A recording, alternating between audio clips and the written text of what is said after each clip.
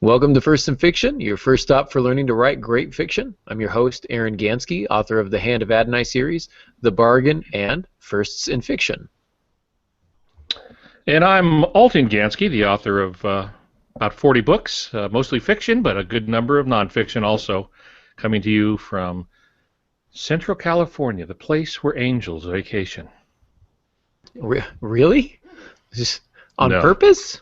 no. So, and with us today, if you are watching on the YouTube feed, you see down there three lovely faces rather than the normal two. We've got Dave Fessenden, author extraordinaire and also literary agent extraordinaire, joining us today. So, Dave, why don't you say hi, maybe introduce yourself? Hello, I'm Dave Fessenden. I'm a literary agent for some big stars in Christian writing, such as Aaron Gansky. Hey, he's good. He's good. I heard of him. And I've written 6 books, I believe it is, maybe 7.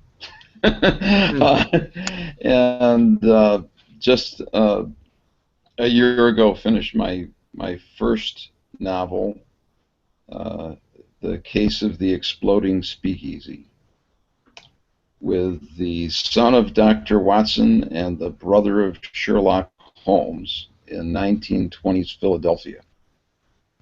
It's a lot of fun. I read the book. It was a lot of fun. So if you are a Holmes fan, it's definitely one that you'll want to look into. If you're just a fan of mysteries, it's also one you want to look at. So some real great positive reviews on Amazon as well. So be sure to check that out. And just a quick reminder for those of you listening to our podcast or audio version of the podcast, don't forget you can view us live on YouTube on Wednesday nights, 6:30 p.m. Pacific Standard Time, or you can just catch the replay on YouTube at any time.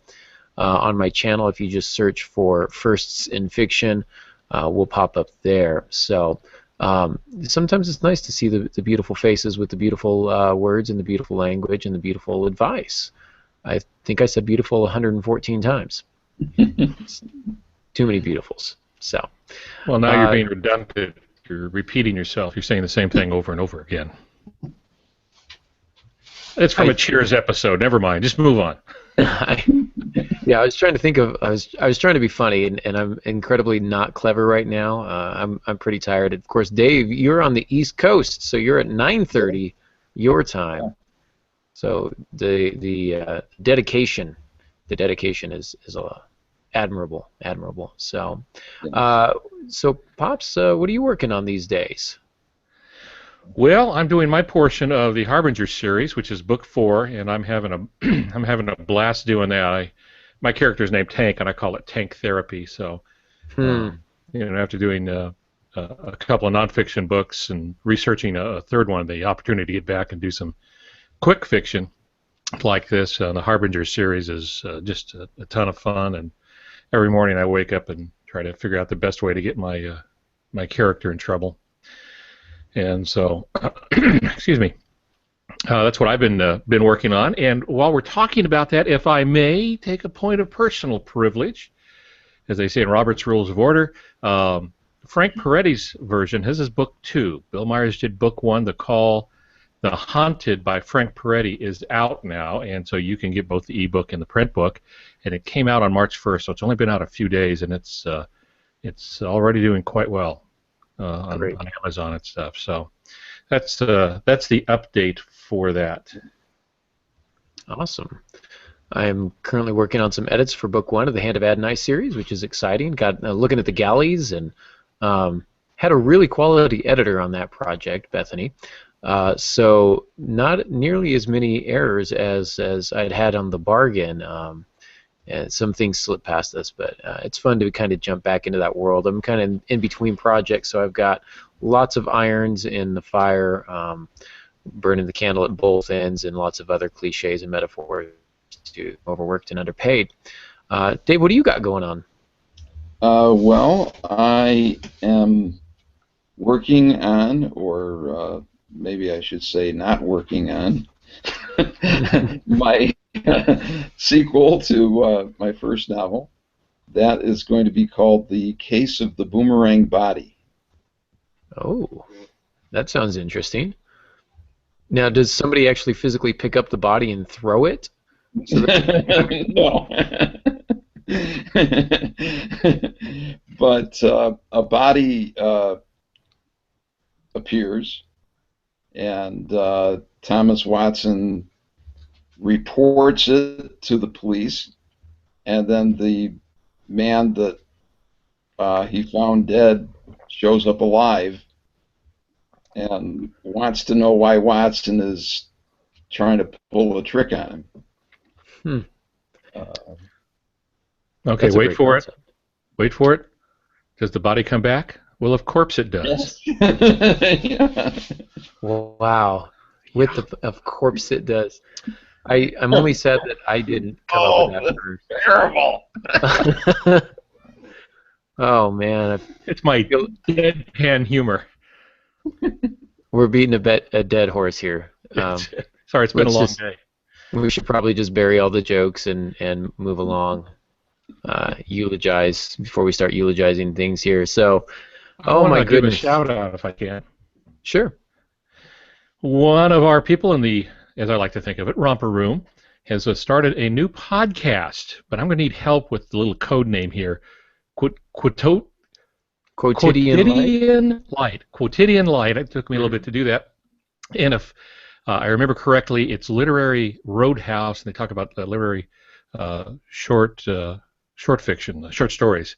And I got to hear just the first part of one of them because of my schedule. I didn't get very far into it and stuff, but you can, I know, find it on iTunes. It was mentioned in the iTunes news and noteworthy. So congrats for doing that. I'm going to have to tune in a little bit more and see what's going on there. As will I. She's a longtime listener, one of the I think one of our first YouTube listeners, and she's been on the show before. Quality guest. She came on and talked character psychology with us a couple months back.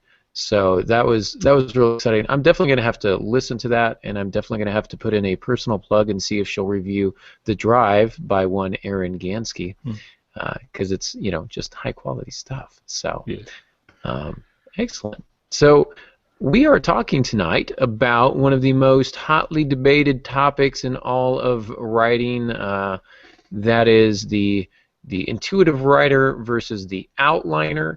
And Dave, we've invited you on tonight. You've let us know that you are firmly in the outlining camp. Is that correct? Yes. And I am firmly in the intuitive writing camp. But we have also heard from several of our listeners that mentioned that they are in neither camp, and they kind of wonder, do you have to pick one camp or the other? So those are some of the things that we're going to talk about today. And maybe what we can do is maybe have Dave talk a little bit about the process of outlining that he undergoes and why he feels that outlining works best for him. And then Pops, as a discovery writer or an intuitive writer, maybe you can kind of champion that cause a little bit, tell us a little bit more about what that entails. Does that sound good with everyone? Sounds good to me. Excellent. So, Dave, let's go ahead and start with you. Outlining, what kind of process do you go through, and what do you find to be the benefits, and are there any potential drawbacks to it? Well, I start out, and this depends whether it's fiction or nonfiction, but even with both of them, I start out with brainstorming and then doing a little research after I've gotten some ideas, and then I start and I put together an outline. But I don't like to use the word outline. I like to use the term writing plan, because I want to set down, basically what's going to be in chapter 1, what's going to be in chapter 2, what's going to be in chapter 3, and there's my there's my to-do list, as I sit down to work on the book. And that's the way I'd always done my nonfiction. So when I went on, started working on my first novel, I started that way as well. And working on a mystery, I find it's very, very important to have some kind of idea how the mystery ends, what the solution is, and all that. Absolutely. Some of the advantages that you're mentioning here is the ability to know where you're going. Like you mentioned, kind of having a to-do list, being able to check that off and kind of keep yourself on track. I imagine it's a little bit easier for you to write the first draft since you kind of have that roadmap in front of you. Are there any drawbacks that you've noticed with outlining? Any potential pitfalls or traps that people may fall into when they're outlining? Well, I think that it can, if you allow it to, it can become uh, dry and predictable. Uh, but I think that people who are just working intuitively and just letting their imagination run wild, uh, they may they may find that their imagination runs into certain ruts that makes their writing dull and predictable as well. And and perhaps outlining in that case might actually make their writing a little more fresh. No, it makes sense. That makes sense.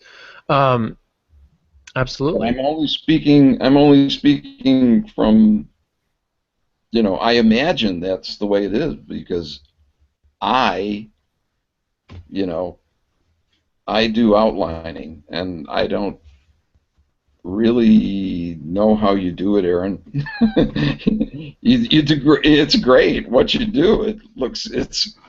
I'm really thrilled with the stuff you've come up with, but I just don't know how I could do it.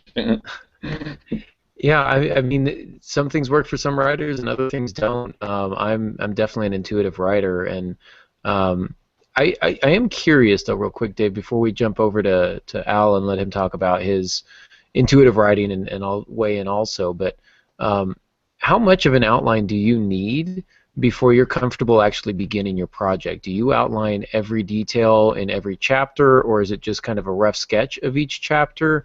Or is this, just kind of a comprehensive list of every clue that you're leaving in every chapter and every scene? How detailed do you That's get?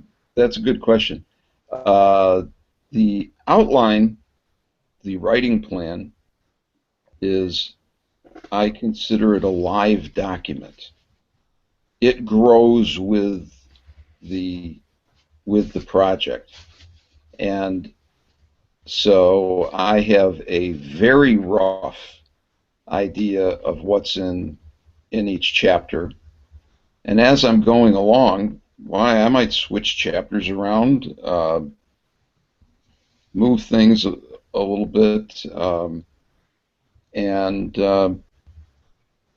and then very early in the process, I might have chapter 3 very, very detailed, and chapter 5, well, I'm going to write about something in there. It's and so it really varies. It's just, but it's a document that uh, is showing me, step by step where I'm going to be taking this book, so that I can sit down to write, to work on my novel or in my nonfiction book, and I can know exactly what I'm going to start working on. I don't have to waste a lot of time trying to figure out what am I going to write about today? You know. Absolutely. Yeah, it makes a lot of sense. So, Pops, what kind of process do you go through in context of intuitive writing? Well, the first thing I want to do is address something that Dave said. Intuitive writers don't run wild. In fact, it's just the opposite. They end up nesting, brooding, um, brooding over the concept of the book and the next scenes, and it's because they don't know very far in advance what's going to go on, so they're constantly thinking about it. So they're not really running wild, and writers who do run wild will do it in outlining as well as intuitive. And by the way, there's other terms that are used for intuitive: organic writing, discovery writing. The idea is just there's not much of an outline to begin with. And I do both. Now, the book I'm working on for the Harbingers thing, I had to outline because there's 3 other writers that have to dovetail with everything I do, and I have to dovetail with them, so I had to come up with a basic outline. So I've done both. But as an intuitive writer, I sometimes have the character first and maybe just an idea, which begins with a what-if question. And if the what-if question stays with me, then I start asking other questions, other what-ifs and what-now questions. So, if we do this, then what happens now? And then what happens after that? And then it's just a long process from that. And the writer, and this certainly works for me, I discover things as I go along. I'm often surprised by my characters. And for me, that's what keeps it from being too crazy, and it's also what gives it some freshness, because if it impacts me, then I know it's going to impact the reader. So that's the process. I've done both. I notice that when I outline, I tend to overwrite. My books end up longer. These little books that we're doing and that I'm working on now for the Harbingers are 80 to 90 pages. They're meant to be very quick reads. And I was doing a quick word count today thinking I may have to cut a few things here to be able to hit the right thing because I just outlined too much. So, but that's the thing. Like Dave says, it's a live document. You go through and go, I don't need this anymore, or this doesn't fit, and you start making changes. But so intuitive is really discovery. You're following your gut. You're learning what's going on when it happens. So I picture it as I get in the character's shadow and I follow them around and see what happens, and then I record it. And sometimes there's some real surprise in that. So far, I've been fortunate enough not to write myself into a corner. That is something that comes up a lot with intuitive writers, is the idea of writing themselves into a corner, and I think it happens more with intuitive writers than it does with outliners. I think outliners write themselves into corners, but they haven't actually started the document yet, the manuscript, so they're able to kind of find their way out while still in the outlining stage. I've done both as well. I prefer the intuitive writing. For me, it keeps things fresh and alive. But my first novel I ended up outlining because I couldn't finish it otherwise. I had too many things going on, and I would say, Dave, that I was running a little bit wild on my first novel. And so because of that, I had to rein myself in, and the way I chose to do that was through an outline. Though, of course, I just outlined the last half of the book rather than the entire thing. And I have started doing a bit of a rough outline for the 4th book in the Hand of Adonai series because I've had so many things going on in the first 3 that I've got to make sure that I'm tying everything up and keeping everything that I've, all these wheels that I've set in motion. I need to make sure that they stay in motion, and I need to make sure that I'm balancing them. And so that project is a lot more challenging for an intuitive writer, and so I've found myself doing more of a rough outline there. But that process takes me forever, and I find I'll get halfway through an outline and get frustrated and then just jump into the manuscript. Maybe that's because I've got a mild case of ADD. I don't know, but for me, the outlining is not as fulfilling or rewarding. I don't enjoy it as much, which is why I tend to be kind of an intuitive writer. So Pops, you mentioned some advantages here, trying to keep things fresh and surprising. Are there any pitfalls that you've run into? You mentioned possibly painting yourself into a corner, so to speak. Are there any other pitfalls that you find discovery writing? Well, you have to be an adept at juggling things in your mind. And if you're not careful, if you're not brooding over, you're not constantly thinking about it. For me, it's the last thing I think about at night, first thing I think about in the morning when I'm in the composition side.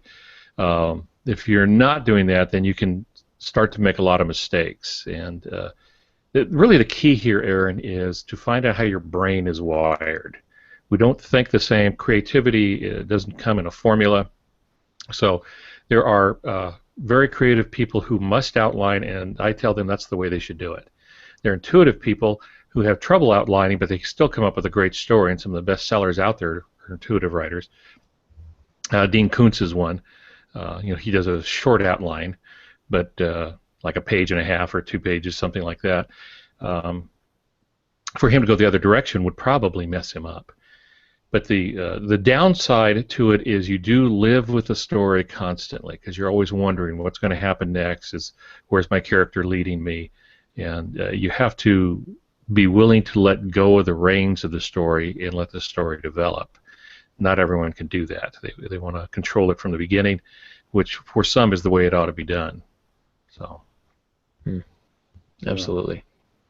Yeah, I said run wild, and Al, I want to assure you that I meant that in the nicest way possible. You yeah, should my brother used to say that. He used to say, "You're a knucklehead," but I mean that in the kindest way possible. So. Yeah, but you should know, Al, I'm your biggest fan. I mean, I'm crazy about your books. I love your novels. Oh, stop, really, stop, no more, stop. Thank you, You Dave. know, I was thinking about mystery writers, Dave. Since you specifically write mysteries, it feels to me like that's a natural home for an outline, because you do have to keep things in order. What clues you're going to reveal, when, where, why, and how. Mystery writing seems to me to be the genre for an outline. But Pops, you've done mysteries before. When you did your mysteries, did you do those intuitively, or did you do those as a discovery writer? Well, I did them intuitively. You're asking the same thing, yeah. Discovery intuitively, yeah. I didn't outline them. And Thanks for Talk clarifying. about a leading question. so I guess the answer is yes. I had an editor write back, and she said, I figured out who the bad guy was by page 50. And I wrote back and I said, no, you didn't. I didn't know to page 300. Okay, so what she did is she made a guess. And I used to keep evidence rolls, clues. Okay, this person said this person did this person did this. Could this be the killer? And then I'd have that for each possible character. And as a rule, I had 6 or 8 possible suspects in any story. And then as the story developed in my mind, as it was revealed to me, as I discovered it, I would have to go back over all the evidence and play the role of detective and figure out who it is, and then make sure that that evidence was clear enough in the book so that the reader could do the same thing without just handing it to him.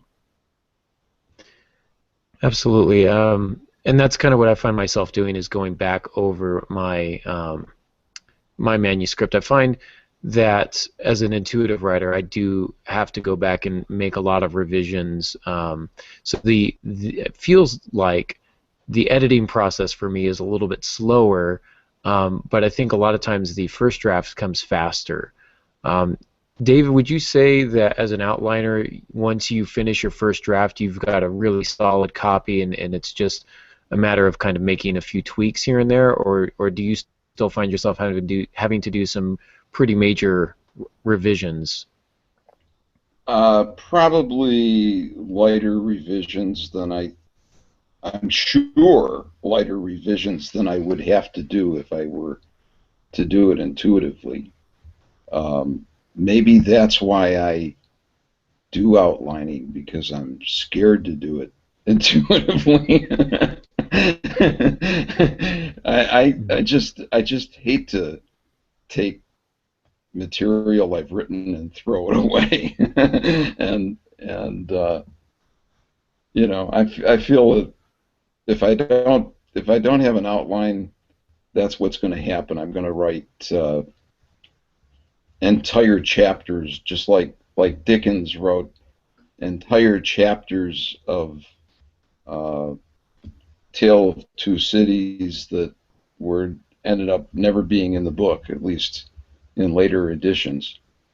In the first edition, where he's being paid by the word, they were in there, but but he had chapters that had no rhyme or reason for them being there.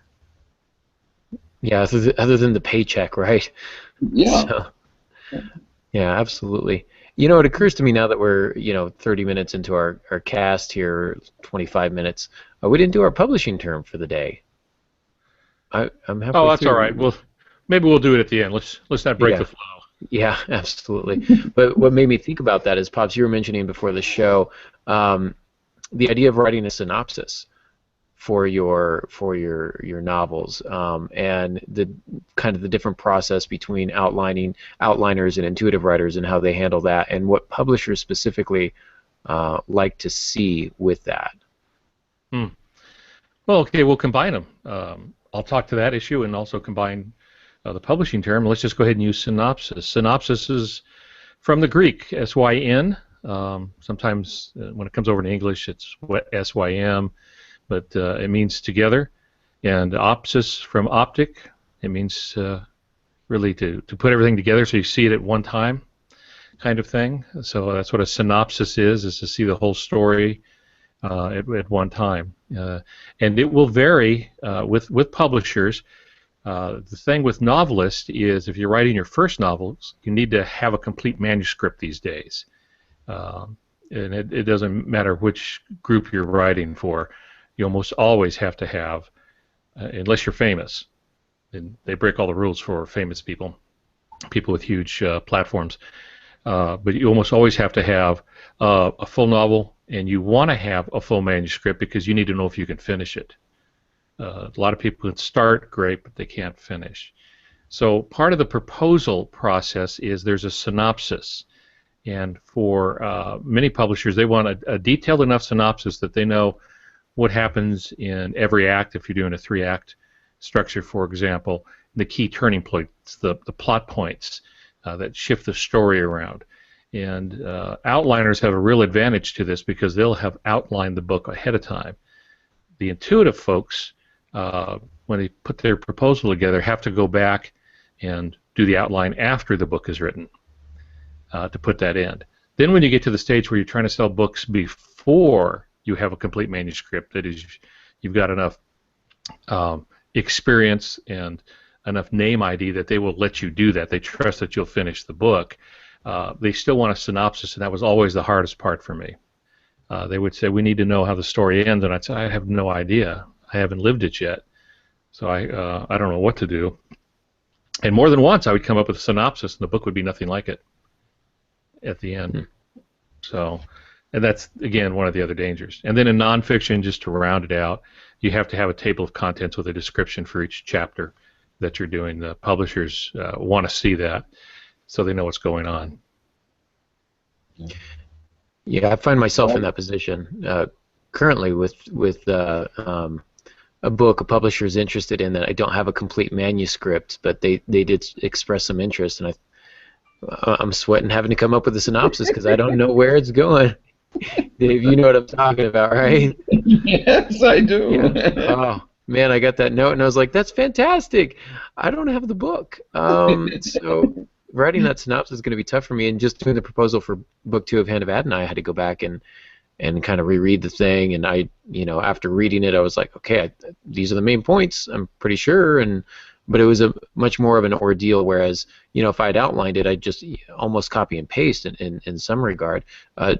Dave, do you find doing the synopsis to be pretty easy work when you're outlining? Oh yeah, yeah, and I mean, my biggest problem is keeping it down to um, keeping it down to a page or a page and a half or something. Uh, and maybe I should brag here and say that say to Al my first novel, I got a contract before I had it finished. Interesting. Well, but that was your first novel, though, right? Yeah, and my first novel, and I got a contract for it uh, while I still only had 4 or 5 chapters done, and and I think that because I'm an outliner, they could see that I knew where it was going, and it was just a matter of getting the words down on paper. You at that point though had other nonfiction books under your belt, though, right? And That I you had had other published. nonfiction books under my belt. Um, So but on the other hand, if I see someone like you, Aaron, and even though you've completed a novel, or several novels and everything, you get to your the one that you're working on right now, that they're at least I hope you're working on it right now because they really want to see it. I think they want to see the whole thing because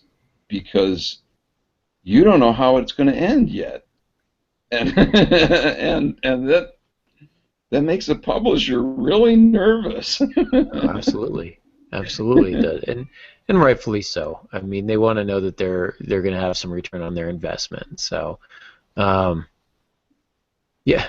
Now I'm curious. They want. We're talking about Harrison Sawyer. Is this the Yeah, one that really?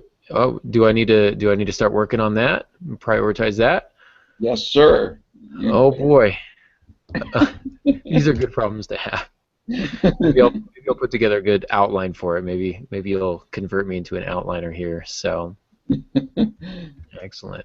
One of the most popular questions, I think we've kind of touched on this. One of the most popular questions is do you have to be an outliner or a intuitive writer? Can you be a combination thereof?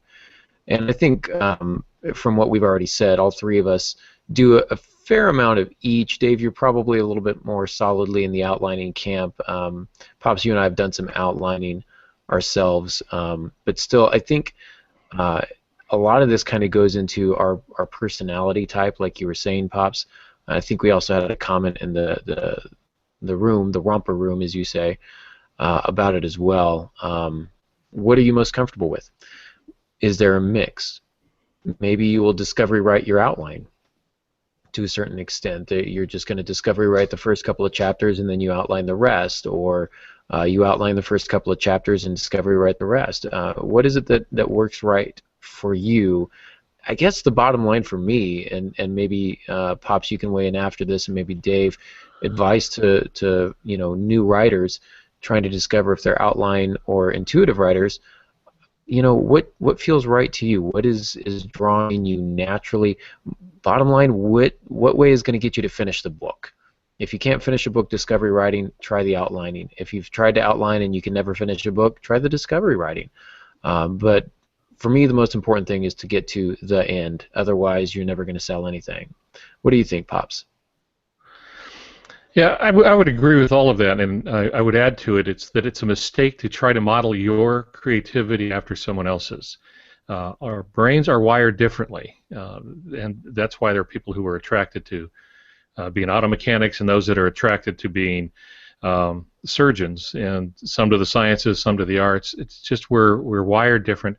The key is to discover what opens the doors of creativity for you. Now, when I'm dealing with new writers, I tell them, if you're uncertain, outline.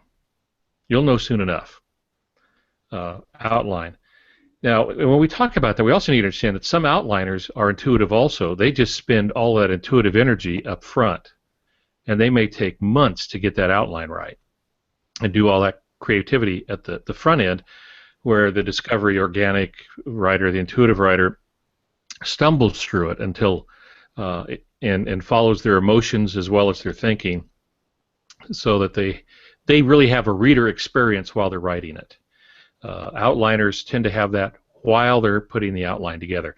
So there's no right or wrong way. What matters is that you get a good story that is publishable and that you finish it. And no one's going to ask you if you're turning in a full manuscript, did you outline this or not?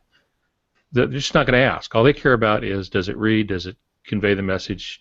Do you have craft? You've got the art working in all of this. That's what they care about. They don't care if you outline. They know there's differences. So my suggestion is you need to probably try both, but I would start with outlining. And it can be a lot of fun to do outlining. And it certainly speeds up the writing. That's the other thing I would add. The other advantage is I write a lot faster when I have an outline. But then again, I spent those hours making the outline. So I'm not sure one's better than the other in that, but do what you need to do to get the story done and in a way your readers will enjoy. Absolutely. What about you, Dave? For a new writer coming into the game, maybe hasn't finished their first novel just yet, trying to discover if they should intuitively write it or outline, do you have any other advice to give to someone like that? I'd say, yeah, I would agree with Al. Say, try outlining, and if the outline is making you feel stifled and whatnot, like you said, you'll find out soon enough. And if the outline is, then take the outline and tear it to shreds, and go back to your intuitive work. Yeah. You may not need to tear it to shreds. Seems a little harsh. Maybe just file it away? Yeah. Yeah, but I mean, put it, mail it to your, mail it to your cousin halfway across the country, and so that you're not looking at it. If you want to do intuitive work, then you got to get that outline away from you. I would say. What I find interesting to hear Al talk about it is he's talking about how, you have to have it all together in your head, and I'm thinking, oh, so you outline, it's just that you're outlining in your head. You don't write it down on paper. Well, I think, yeah, I mean, I don't know, Pops, he's talking to you, you could probably respond better, but for me, my outline consists of like, we're going to start here, we're going to end somewhere over here, and there's a whole lot of middle stuff.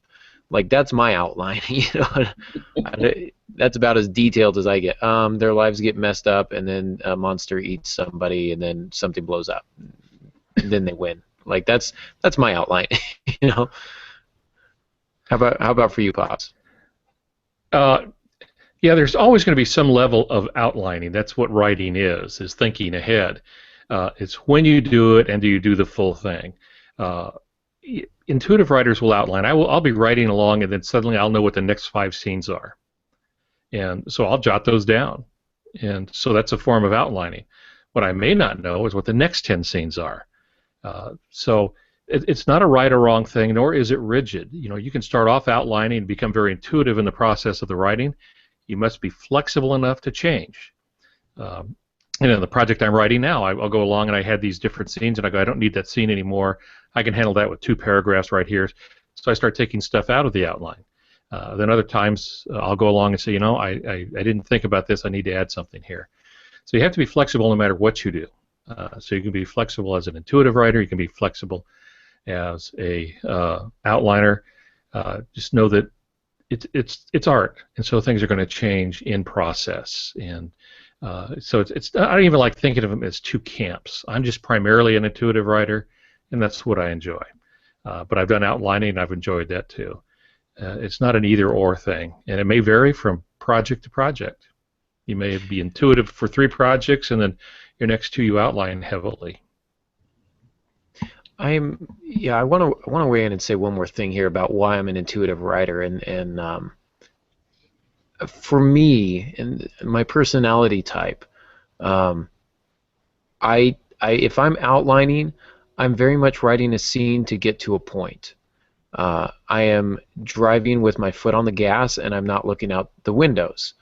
Whereas when I'm intuitive writing or discovery writing, I'm a lot more inclined to take the back country roads and slow down with my prose and really explore the setting, really explore the character's psyche, their interior monologue, trying to find the balance between that action and that interior monologue. I find that comes a lot more naturally to me when I don't feel rushed to get to a particular point. Not to say that all outliners do it that way, but for me, when I outline, it's definitely my mind is more focused on getting from point A to point B, finishing something, rather than enjoying the experience and crafting a book with some really beautiful language and prose, which is really, like that's my focus. I just want my language to be beautiful, and I find that's easier for me if I'm discovery writing rather than outlining. I tend to take less time to explore when I'm outlining. I feel like there's less to look at, if that makes sense. Does that make sense? Am I rambling? No, it makes a lot of sense. It does make a lot of sense. When I think about the intuitive writer, I think about Stephen King's Mrs. Todd's Shortcut. It's a short story he did a long time ago, and my wife and I came across it. Actually, it's an audio book, and we were traveling, so we got it. One of the great, great stories, and it's a story about a woman who always tries to find new shortcuts. So she'll make a left and go down a dirt road and see if she can get home faster. As the story progresses, she begins to have adventures on these shortcuts. And I'll leave it up to people to get the book themselves or get the short story themselves, but that's what intuitive writing is we're going down some of these alleys and down some of these roads and then making great discoveries along the way. And that sometimes will change our story. I may have mentioned here on First in Fiction in my book, Ship Possessed, one of the main characters started off as a man, and as I jokingly say, I had to give him a sex change operation because the characters weren't working, the dialogue wasn't working, the things just wasn't right. There wasn't enough emotion between the characters, and when I changed that character, that ensign, from male to female, it all fell together. I would not have known that when I was doing the outline. I had to do the writing, and the writing was telling me this isn't working. Yeah, absolutely. Well, I did want to get to some of these comments that we have here in the romper room, so to speak. So if we just dive right in, let's see. Molly Joe asks, as a discovery writer, do you still have a very basic idea or outline of where your story is going, or do you really just let it flow? I think we kind of talked about that a little bit. Bethany Kazmarek says, what I love, that the spectrum of outlining versus organic seems to parallel personality types. She is the one who mentioned this. Imagination, she says, is the seed for both, but the growth process is different. There's nothing wrong with being a planner. People thrive on that, and if spontaneity keeps you curious and discovering as you write, perfect. That's beautiful. She says she's somewhere in the middle. She plans scenes and a few turning points, but as Captain Barbossa says, they're more like guidelines. Did anybody catch the Pirates of the Caribbean reference in that? That is Captain Barbossa, right? I think so. Oh, excellent. So, back to the first one there, intuitive writers often only know that their character is going to win. Or not win, if it's that kind of book. But generally, there's going to be trouble. My joke is I'm going to introduce him. I'm going to get him beat up several times, enough that he'll no longer talk to me, and then in the end, I'll save his hiney just in time, and the character will be forever thankful to me. They never are in grades, but I don't always know where that's going to go. And occasionally, as with the character having the wrong gender, other things will pop up that I had no idea, and it enrich the story. So for me, that's the advantage of intuitive writing. Now, if you do spend a lot of time outlining, you may work through all those things and have it work out the same way, and then have the nice outline, and then you'll end up writing faster. Agreed. Quotidian Light says, I think in a very creative but holistic way, so I outline using snowball combined with acting exercises and physical brainstorming Then as I write, it's like molding clay. I don't think of my story as A to B, but in a big, messy, holistic spider web. It's almost like synesthesia. She gets bonus points for using synesthesia. I'm a I sucker for synesthesia. I think so. We need to move her to the front of the class. You don't hear that word used very often. And what she brings up is interesting.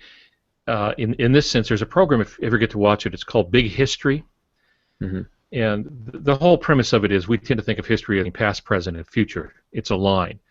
The idea of big history is it's not a line, it's a web.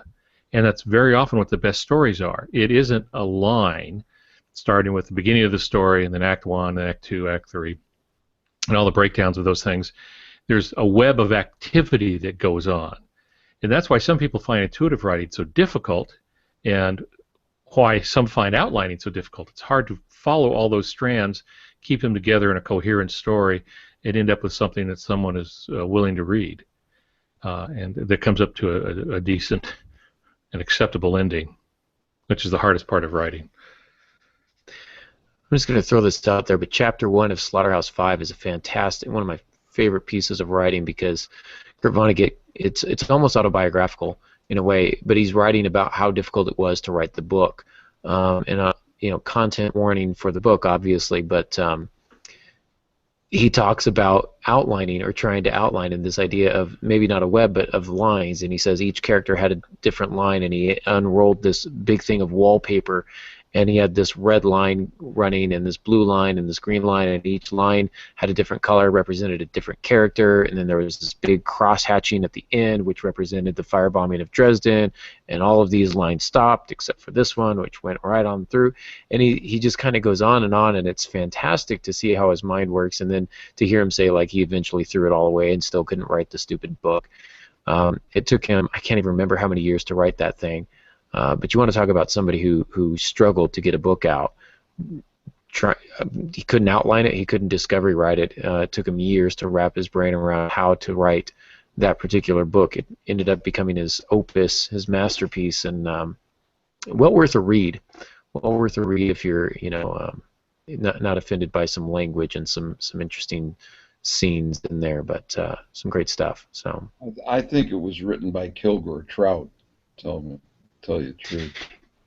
yeah, maybe there was a writer who wrote under the name Kilgore Trout, and Vonnegut was not pleased with it. There were legal battles ensued. I just read Vonnegut's biography. Very interesting stuff. So great writer, not a great man, but we'll move on here. So Tess says, I find the genre affects the amount of outlining I do. Romance, not as much. Adventure, more detail. Historical, a lot of detail to keep the facts straight. She also does drawing, maps, and character studies, which I do for my fantasy stuff, and I guess that's a form of outlining as well. So she asks, do we do any of these? I do. I have a map for my Hand of Adonai series. I've kept a list. We talked about those research binders some weeks ago. I keep one of those for my fantasy series, but I don't do it for all of my novels. I didn't do it for The Bargain. That one was a lot more natural to me, but the scope of Hand of Adonai has required me to do a lot more planning ahead and tracking of my work. Do you guys, Dave, do you do drawings and maps and character studies, or is it just kind of outlining the plot? It's a lot. It's mostly outlining the plot. The characters develop, and I guess in this way, this part of me is intuitive. The characters develop in their conversations with each other, and so I start a conversation between two of my characters, and I learn a few things about the character in the process, But I already have the whole plot laid out as to where it's going and everything. So in a way, I practice some intuitive things. I remember years and years ago when I was first trying to work on a novel. I was told that I had to write book proposal that included a half-page or full-page character study um, of every major character in the book. So you're talking about 7 or 8 pages where each character speaks in first person and tells you about themselves. And I started reading one of these proposals like that, and I said, "Oh, please, I'd rather stick pins in my eyes than to read this anymore." It is so dull, and if there's anything more dull than reading something like that, it's actually having to write something like that. Uh, so you know, Yeah. my Yeah, I hear you. opinion, I could never, I just can't do that. Yeah. But I didn't know my characters at the beginning of the book as well as I knew them at the end, even even though I had a plot all laid out. Yeah. So you're kind of maybe a plot outliner, but a character discovery writer. So, I mean, kind of, one foot in both camps there, but you know who your characters are when you begin, but I like that you discover them as you go as well. Bethany mentions, I mean, for the sake of time, I'm going to kind of summarize some of these, but Bethany mentions that she saves all the work that she does, even if it doesn't make the final cut. That this is kind of like brainstorming for her, and she saves all that, which is good because you can always use it in another project, like Tess says, that it's good to use that stuff in another project sometimes. So, I've done that. yeah. Have you gotten books and stories out of other discovery writing exercises you've done? Well, it wasn't an exercise. I had written this book, and I'd overwritten it because I'd outlined it. Again, that's me. Not all outliners do that. And my agent came and said, we got a buyer for this. We got a publisher for it, but they need a smaller book. You don't mind taking out 3 out of every 5 pages, do you? And I mean that's like amputating everything, just leaving the liver behind. And I had to go through it 2 or 3 times to make that work. But I could not bring myself to throw that stuff away. So the stuff I thought was especially good, I just put into a file. And I think it was a couple of years later, I pulled one of the scenes out and cut and pasted into the work I was doing then, changed a name or two, and finished my writing day in 30 minutes. So that was a good day. You can't always do it. Some of it's going to be lost forever, but yeah, I've had to do that. I do the same thing. I save all my old, files, and I don't know that I've ever repurposed any of them. I do sometimes if I get a nice, good, solid description or a great turn of phrase or some sort of metaphor or simile that just really seems to be pretty outstanding. Sometimes I'll copy that stuff down, but those are usually like in isolation. They're not in context, and I'll repurpose some of those either in a poem or in a scene or something. But I don't know that I've ever been able to take one scene and repurpose it to another project. But you can, some people are able to do it. So. But yeah, so there's that. And then I think that's pretty much it as far as comments go. I did want to give one more shout out here to Quotidian Light's podcast, Literary Roadhouse. I'm super excited to listen to that. I think I'm going to put that on my Podcast Republic app for my phone and start downloading some episodes tonight and give me something to listen to on my drive into work. So I'm excited about that. And yeah, you guys have anything else to add? Pops, anything to add before we sign off? No, I think that about covers it. I was just looking at who was watching, and I think maybe they're still there. Deb Rainey's there, great writer. Dr. Young, Sean Young, got to work with him a little bit. Some folks I don't think they may have been here before, and I just hadn't noticed them. Allison Botke. So if you guys are still out there, thanks for visiting with us. Great. Absolutely. Dave, anything else to add before we sign off? No, I guess not. Just that I'm an outliner, and if you're a discovery writer, I still love you as as a brother. And Despite your many faults. yeah, despite your many faults, yes. Well, Dave, how can our listeners get in touch with you if they'd like to? If you'd like to, hop on to my website, my blog, from concept2contract.com, and you can read about me and read some of the strange things that have come out of my mind and maybe learn a few things. Excellent. Sounds good. It's good. It's a good website. A lot of good information there. So, and Pops, how can they get a hold of you?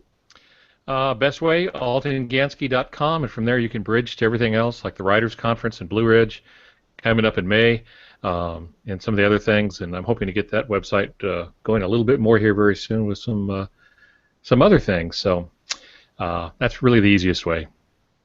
Excellent. And as always, you guys can reach me at aarongansky.com. You can tweet me at adgansky or find me on Facebook. And yeah, there's lots of ways to get a hold of me. So thank you guys all for listening. Really appreciate having you along. And until next week, good writing.